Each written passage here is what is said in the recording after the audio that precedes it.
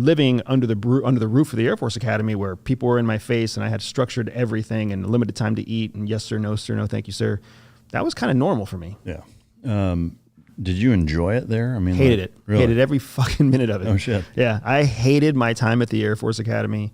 Every time I get a chance to talk to anybody who's considering going to a military academy, that good. I tell them, do not do it. So, and it's not necessarily because of the academy. It's not that the academy itself is doing anything wrong.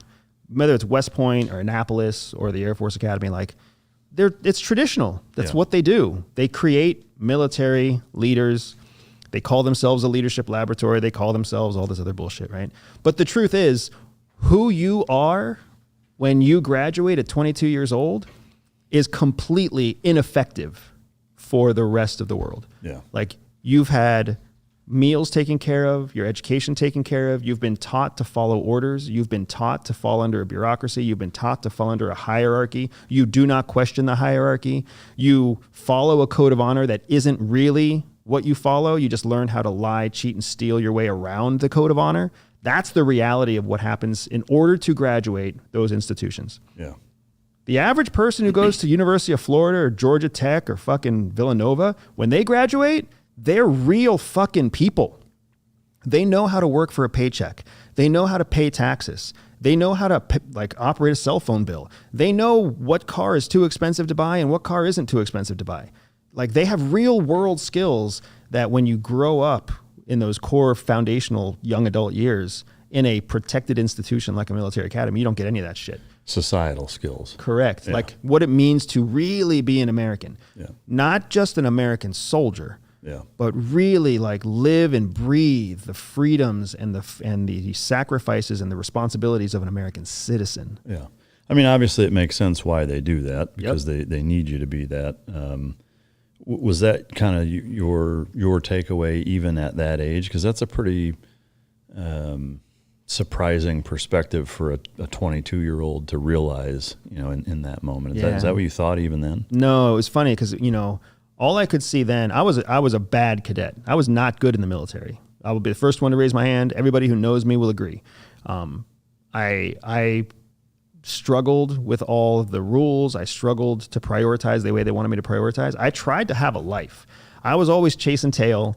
I was always trying to make friends. I was always trying to find a party to go to. Like, I wanted to do something to experience life. Whereas what they wanted us to do was shine your shoes, iron your uniform, keep your bed corners tight, right? Yeah. That was the world that they wanted, and it was not the world I was in. So as a result, I barely graduated, 2.7 GPA and whatever else. Still graduated, still called lieutenant at the end of the day like everybody else. Yeah. But it was very different. What the moment that it struck me was when I left the Air Force Academy and my first assignment, two fucking things struck me. My first assignment at the Air Force, was to be an instructor at the Air Force Academy. Really? How the fuck, man? How do you have a 2.7 GPA? You hate your entire existence there. Everybody at the institution hates you also. But when the higher ups take a look at your file, they're like, you know what we need this person to do? We need them to teach more people. Wow. So it was fucking crazy. So I ended up in the phys ed department. I was a varsity fencer while I was there. I was a decent athlete while I was there. So that's the department they put me under. I served under a naval commander who used to call me boy. Like, Jesus. Get your work done, boy. Open the door, boy. It was fucking crazy. But my point is, it wasn't until I had to find an apartment and I didn't know how to do that. Yeah. And then I had to pay a monthly bill to rent the apartment. I didn't know how to do that. I had to I had to pay a cell phone bill. I didn't know how to do that. Pay car insurance. I didn't know how to do that. And I'm like, what the fuck have I had my head up my ass my whole life? And then I realized oh no, my girlfriend that I just met, she's been doing this since she was 18.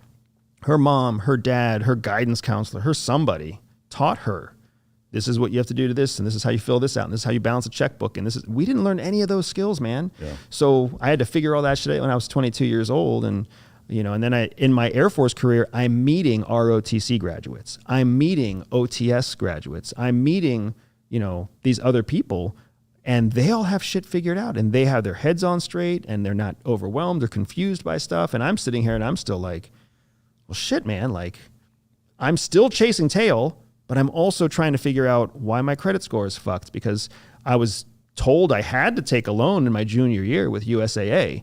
And now I owe the world $20,000, but I only make, a paycheck of $700 a week. So I don't really know how this is supposed to work, where all of them are like, oh, well, you're fucked before you even know it. So fresh on me.